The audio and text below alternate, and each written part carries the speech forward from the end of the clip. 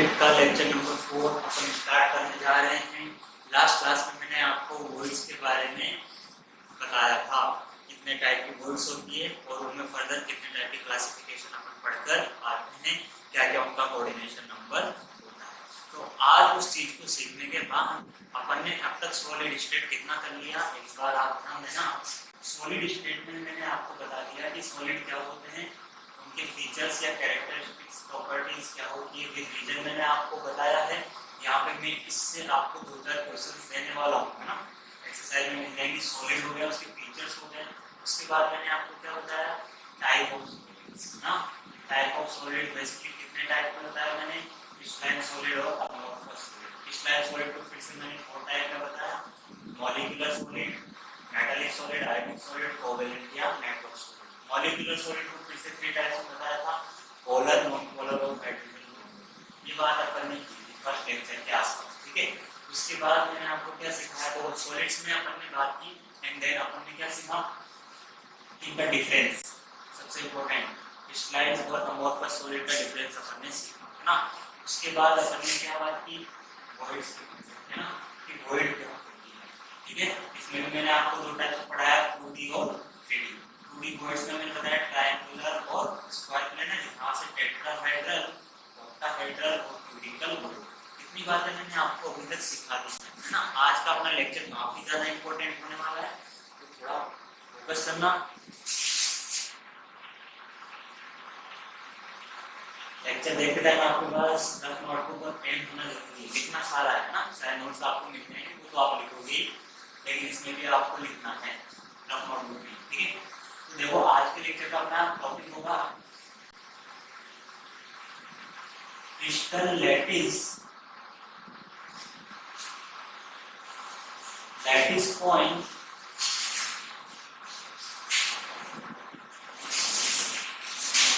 And unit cell.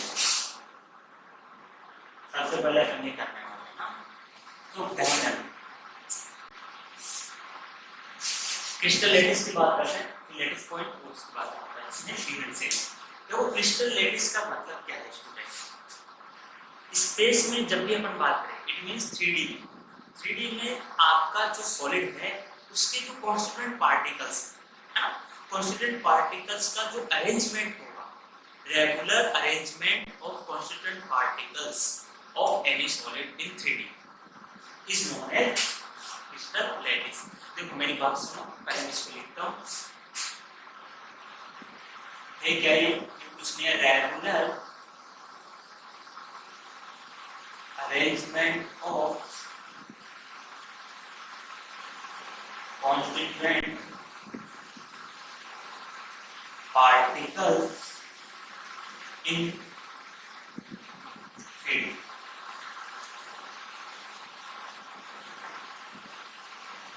उसको अपन क्या बोलते हैं, क्रिस्टल लैटिस, है ना। या इसको क्या बोलते हो, ऑल्सो नोन एज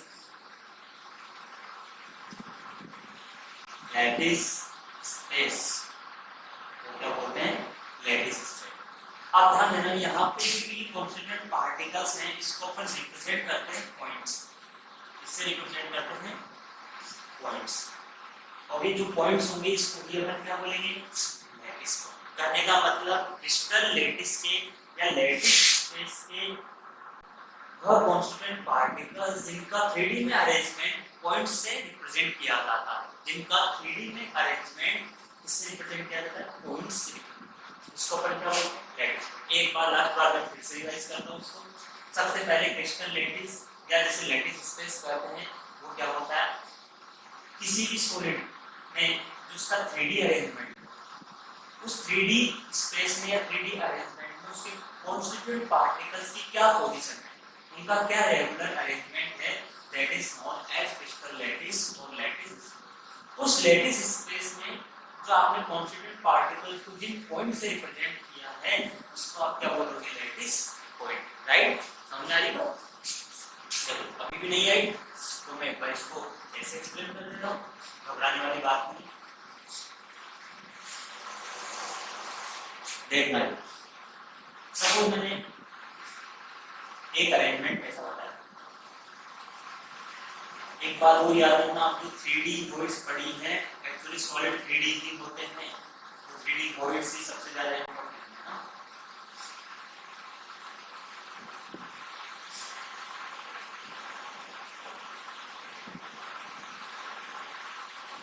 ये रेगुलर 3D अरेंजमेंट होता है, रेगुलर का मतलब बिल्कुल फिक्स पैटर्न है ना।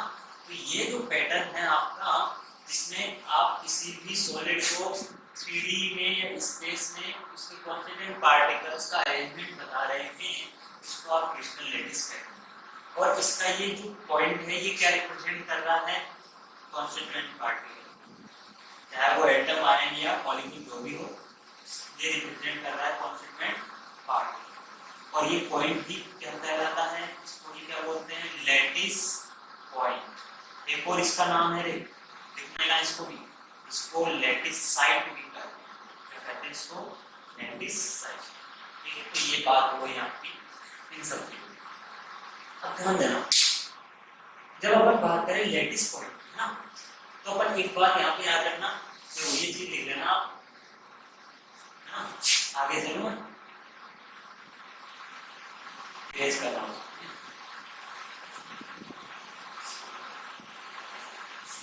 अगर अपन बात करें इसके कैरेक्टरिस्टिक्स, इसके क्रिस्टल लैटिस के कैरेक्टरिस्टिक्स, तो यहाँ पे ध्यान देना,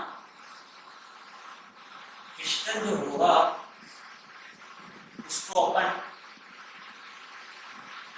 लैटिस स्पेस में रिप्रेजेंट करते हैं, कोई भी क्रिस्टल होगा उसको, ठीक है। और उसमें जो पॉइंट्स होते हैं उनको अपन लैटिस पॉइंट करते हैं। इन नोट्स में मिल जाएंगे आपको पॉइंट्स, है ना। एक आधा यहाँ में इंग्लिश हो जाए, कोई समझ नहीं आए तो आप पूछ सकते हैं ना, कोई डाउट है। पॉइंट्स को अपन क्या बोलते हैं, लैटिस पॉइंट। ये पॉइंट आप थोड़ा ध्यान रखना, when we join all lattice point, all lattice point with a straight line। जब हम लैटिस पॉइंट्स को स्ट्रेट लाइन से ज्वाइन करते हैं, then we get idea about the geometry of crystal lattice। कहने का मतलब अभी आपने जो पॉइंट्स बताए ना, ऐसे पॉइंट्स बताए,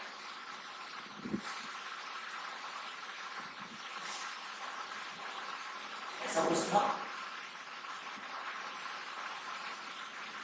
तो अगर अपन इनको मिलाएं, अगर अपन इनको एक स्ट्रेट लाइन के थ्रू क्या करते हैं, ज्वाइन करते हैं, ठीक है, तो अपन को क्या मिल जाता है, क्या मिल जाता है अपन को, क्रिस्टल लैटिस का ज्योमेट्री का आइडिया। देखो जैसे ये बात करें अपन, मैंने इसको मिलाया है ना, एक मैंने इसको मिलाया, तो यहाँ से अपन को ऐसा कुछ ज्योमेट्रिक टेक्निक को मिल रहा है। तो ये फीचर्स हैं, ये आप नोट्स में देख लेना, पॉइंट में कंफ्यूजन हो आप बिल्कुल अच्छे से पूछ सकते हैं, ठीक है। यूनिट सेल का ये लैटिस पॉइंट की बात थी। यूनिट सेल पे बनाते हैं कि यूनिट सेल क्या होती है।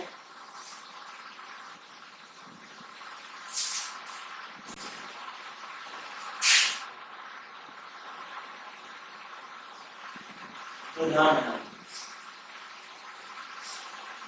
यूनिट सेल के बारे में बात करेंगे तो अपन एक चीज बोलेंगे क्या, कि जैसे अपन बात करें अपन अपने घर की, है ना, तो अपने घर का सबसे फंडामेंटल यूनिट, उसके कंस्ट्रक्शन में जो सबसे फंडामेंटल है वो है ब्रिक्स, है ना, ईंट है जिनको बोलते हैं। इनको अपन क्या करते हैं, बार बार रिपीट करते हैं ब्रिक्स को, ठीक है। तो ब्रिक्स को बार बार रिपीट करने पर इसका फॉर्मेशन होता है आपके घर का, ठीक है, पूरे घर का। वैसे यहाँ पर यूनिट सेल्स होती है, फंडामेंटल यूनिट होती है, फंडामेंटल एक बेसिक यूनिट होती है किसी भी क्रिस्टल लैटिस के फॉर्मेशन। तो अपन इसकी डेफिनेशन में बात करते हैं। क्या बोलोगे आप? Smallest 3D portion of a crystal lattice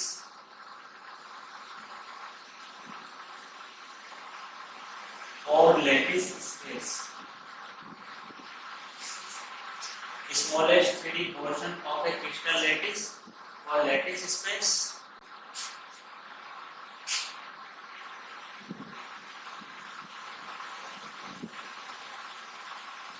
which repeats in all directions and produces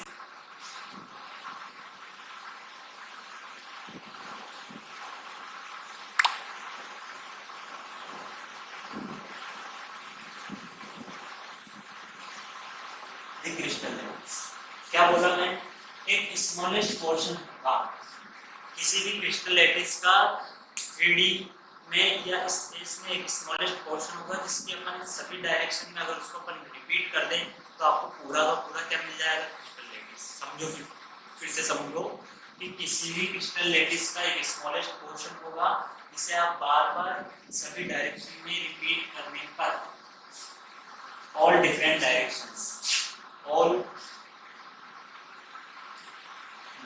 directions में आप इसको रिपीट करोगे तो आपको ये पूरा क्रिस्टल लैटिस बनाकर दे देगा। इसको ही आप क्या बोलते हो? Unit cell. आएगा समझ में? क्या बोलते हैं इसको? Unit cell. अभी यूनिट सेल के टाइप क्या बोलते हैं उससे पहले आपको एक स्टार लगा के पॉइंट यहाँ पर लिखना है।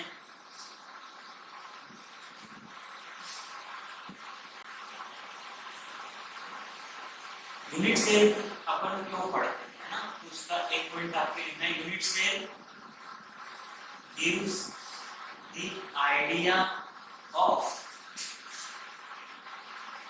geometry of crystal lattice।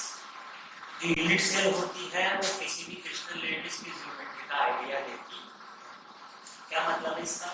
मैं यहाँ से एक बात बोल रहा हूँ कि जो यूनिट सेल की ज्योमेट्री होगी वही क्रिस्टल लैटिस की ज्योमेट्री होगी। बहुत इंपॉर्टेंट पॉइंट है।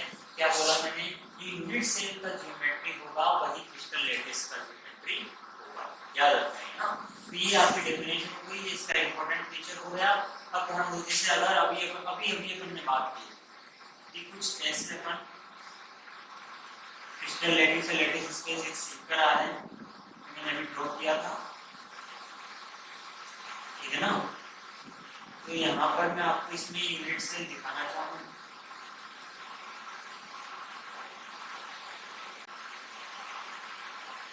तो ध्यान देना, देखो सपोज इसको मिलाया अपन ने, एक अपन ने इसको मिलाया और यहाँ से अपन ने ये दो ना, ये क्या हो गया इसका? यूनिट सेल है ना। अब इसको मैं बार बार रिपीट करूँ सभी डायरेक्शंस में, क्रिस्टल पूरा ऐसा, तो मुझे ये पूरा मिल जाएगा और इसको जब अपन मिला देंगे तो आपको क्या मिल जाएगा? Crystal lattice. ठीक है, जैसे बात करें ये रहा,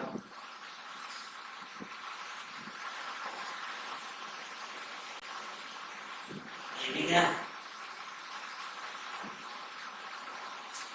भैया? ऐसे आपको क्या बना दी? यूनिट से है ना। ये क्या हो गई? यूनिट से।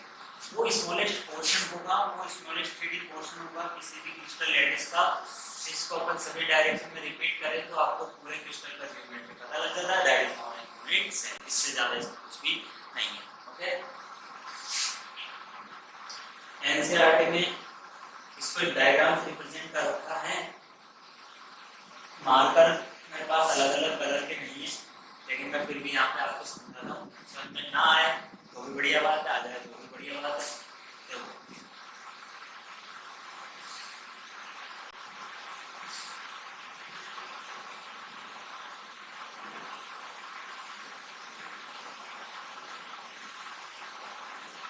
या अपन में कोई क्यूब है, ठीक है।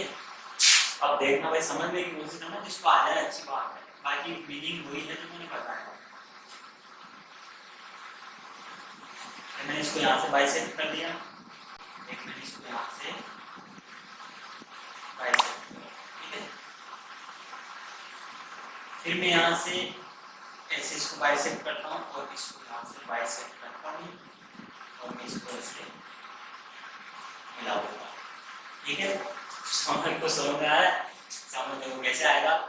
एक ये इसको अपन पकड़ते हैं ना, ये मैंने डार्क किया है थोड़ा, देखना इसको।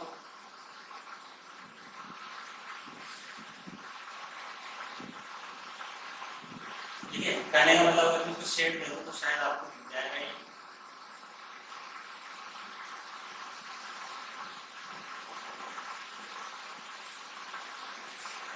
स्मॉलेस्ट एक जो डिब्बा है, ये जो यहाँ पे ये जो क्यूब है, ये कई सारे ऐसे क्यूब है इसमें, तो ये क्या होता है इसका यूनिट सेल। क्या हो गया स्टूडेंट? ये यूनिट सेल। आए क्या बात समझ में? ये क्या हो गया इसका unit cell, right. Types of unit cell लगाओ topic.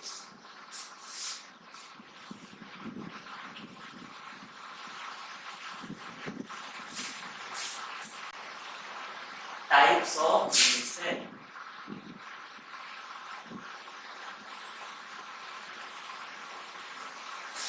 Types of unit cell. देखो दो टाइप की यूनिट सेल्स होती है, एक होती है प्रिमिटिव यूनिट सेल, ठीक है जी, एक होती है non primitive unit cell. Primitive unit cell, non primitive unit cell. ध्यान देना, प्रिमिटिव यूनिट सेल किसे कहते हैं, ध्यान देना। यूनिट सेल देखो डेफिनेशन आपको नोट में मिल जाएगी, बोर्ड पे लिखने का मतलब ये समझो चीज को। ऐसा यूनिट सेल इसमें जो कॉन्स्टिट्यूएंट पार्टिकल्स है, इसमें कॉन्स्टिट्यूएंट पार्टिकल्स हैं, वो कहां पे होंगे? Only at corners. केवल कहां पे होंगे? कॉर्नर्स। इसको आप क्या बोलोगे? Primitive unit cell. क्या बोलोगे इसको? Primitive unit cell. केवल कहां पे होनी चाहिए? कॉर्नर्स में होनी चाहिए। अब मैं आपको एक बात बताऊं, इसको बना के देखो ऐसे।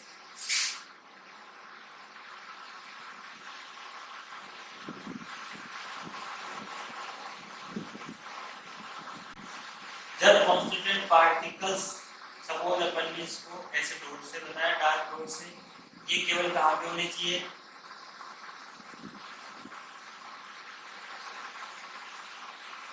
कॉर्नर्स, केवल only at corners constituent particles है ना, उसको अपन क्या बोलेंगे? Primitive unit cell. आई बात समझ में? इसके बाद आते हैं नॉन प्रिमिटिव यूनिट सेल में, अपन क्या बोलेंगे यहाँ पे? कॉन्स्टिट्यूएंट पार्टिकल्स होंगे student, constituent particles are present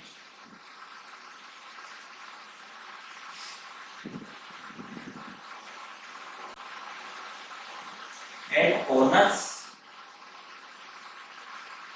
at all corners as well as other positions, है ना, as well as at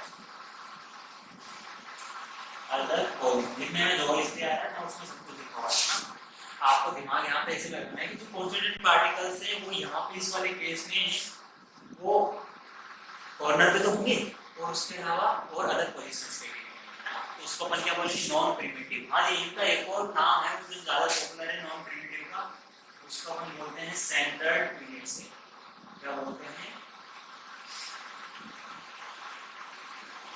centred unit cell. ये आपको याद रखना है। समझाता हूँ आगे, इसको पढ़ाता हूँ। सेंटर्ड यूनिट सेल कितने टाइप की होती है? वो 3 टाइप्स की होती है। कितने टाइप की होती है भाई? 3 टाइप्स। कौन कौन सी? लगाओ जी टॉपिक।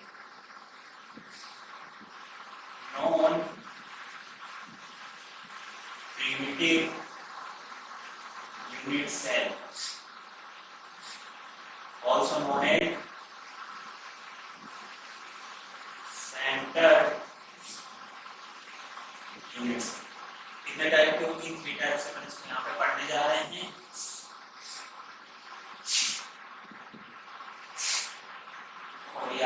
कंप्यूटर स्क्रीन में फर्स्ट टाइप आता है, इसको आप बोलते हो BCC, body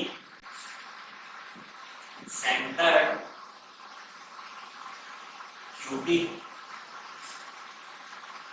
unit cell, body centred cubic unit cell, जिसको बीसीसी बोला जाता है।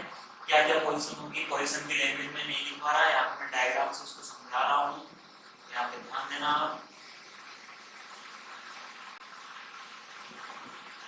बॉडी सेंटर्ड मतलब कॉर्नर पर तो होगा ही, वो तो प्रिमिटिव का है ही, उसके आगे अपन ने बोला कि कॉर्नर्स के अलावा भी कहीं ना कहीं यहाँ पे कॉन्स्टिट्यूएंट पार्टिकल प्रेजेंट हो, तो बॉडी सेंटर मतलब इस बॉडी के सेंटर में बीच में पार्टिकल्स, ठीक है। तो टोटल यहाँ पे क्या हो गया, कॉर्नर्स और एक बॉडी सेंटर, ये तो बात इसकी हुई, ठीक है। सेकंड अपन पढ़ते हैं एफसीसी, इसको बोलते हैं face centre cubic unit cell, face centre cubic unit cell, इसको मैं शॉर्ट में लिख देता हूं। फेस सेंटर का मतलब क्या है, आएगा समझ में। कॉर्नर पे तो बनाना ही है, कॉर्नर पे तो आपको ड्रॉ करना ही है, ये कॉर्नर है, ठीक है ना। इसके अलावा फेस के सेंटर, अब मैं भी थोड़ा सा आपको आइडिया देता हूँ कि फेस के ऊपर पे सपोज ये रूम क्यूब है, तो इसमें कितनी दीवारें हैं, कितनी वॉल्स हैं, 1 2 3 4 5 एंड 6, तो 6 यहाँ पे फेस होगा, है ना। अब ईच फेस का जो सेंटर होगा, इस फेस का सेंटर ये, साइड वाले का सेंटर ये, बेस वाले का सेंटर ये, साइड वाले का ये, सामने वाले का सेंटर ये, तो पीछे वाले का सेंटर ये। तो फेस सेंटर का मतलब फेस के सेंटर पे भी होगा, कॉर्नर पे तो होगा ही होगा। इसके बाद आता है end centre cubic unit cell, end centre cubic unit cell में आप क्या बोलोगे, ध्यान देना है। End centre cubic unit cell में अपन क्या बात करेंगे, इसको लिखते हैं ईसीसी। कंफ्यूज मत होना, एक होता है एज सेंटर, है ना, ये एंड सेंटर है, तो अपन क्या बोलेंगे, कॉर्नर पे तो होगा ही होगा कॉन्स्टिट्यूएंट पार्टिकल्स, इसको इधर बना लो उसके बाद।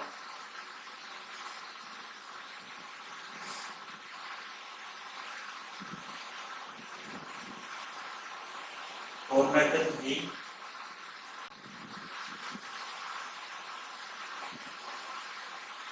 इसके अलावा दो पैरेलल या दो अपोजिट फेस के सेंटर पे होगा, दो पैरेलल या दो अपोजिट फेस के सेंटर पे होगा, बात एक है। तो ऊपर या नीचे इनके ये फेस और ये फेस पैरेलल है और अपोजिट में, या फिर ये वाला ले लो या फिर ये वाला ले लो, तो इनके जो सेंटर हैं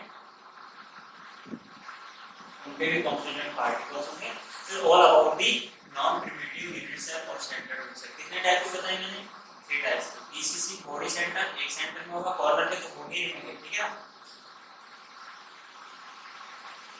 उसके अलावा एफसीसी फेस सेंटर, फेस के सेंटर पे होगा, कॉर्नर पे ना हो, एंड सेंटर में ये होगा। अब अपन इसके कंट्रीब्यूशन की भी बात करेंगे ना, कि कितने एटम्स इनमें आते हैं, तो वो अपन बाद में बात करेंगे। इससे पहले अपन एक टॉपिक लेते हैं,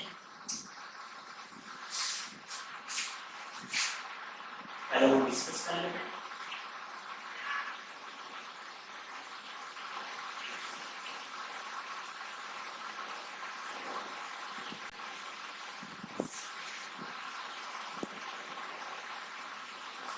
ध्यान देना जी, क्या पढ़ने वाले हैं अपन यहाँ पे, अपन यहाँ पे पढ़ने वाले हैं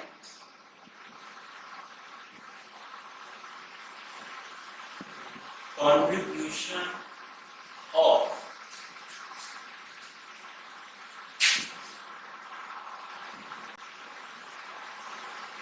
unit cell in crystal lattice।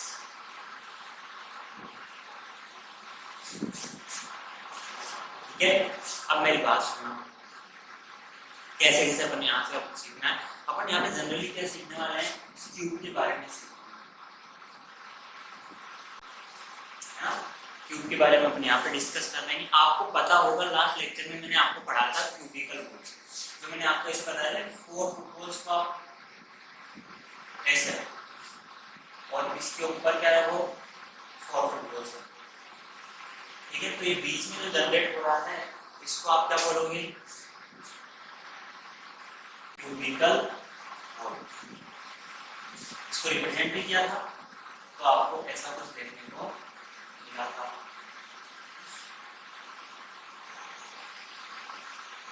ठीक है, ये हो गया आपका प्रिमिटिव टाइप का यूनिट। ठीक है, अब मेरी बात सुनिए, क्यूब की बात कर रहा था ना, तो क्यूब में आपको क्या क्या बातें सीखनी है वो थोड़ा ध्यान से समझना, कॉन्ट्रीब्यूशन भी पढ़ना है ना उसका। तो कॉर्नर्स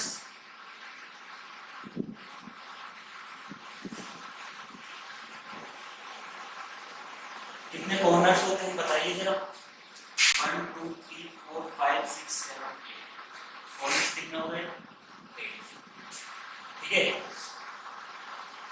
अब यहाँ पे इसके अलावा फेस की बात करते हैं अपन।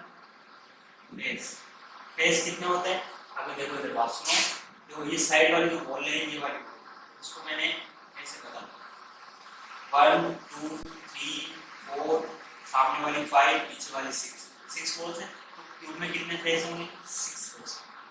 6 फेस हैं तो 6 फेस के सेंटर में कितने होंगे, 6 होंगे। फेस सेंटर में कितने होंगे भाई, एक फेस में एक सेंटर, तो 6 में कितने होंगे, 6 फेस सेंटर। बात करते हैं फेस डायगोनल। फेस डायगोनल भाई आपके ऊपर वाला फेस है, इस फेस को मैं निकाल के अगर मैं इधर इसको ऐसे बनाऊं, ये फेस होगा। अब इसमें मैं अगर डायगोनल की बात करूं तो कितने डायगोनल इस फेस पे ड्रॉ कर सकते हैं, एक ऐसे और एक ऐसे। तो एक फेस पे कितने डायगोनल हो गए, 1 और 2, तो टोटल फेस कितने थे, 6। तो एक फेस पे डायगोनल हो गए 2, टोटल ये हो जाएंगे 12। ये बात हो गई फेस डायगोनल। एजेस की बात करो, कितनी एजेस देखना जरा, इसको मैं यहाँ थोड़ा कट कर देता हूँ।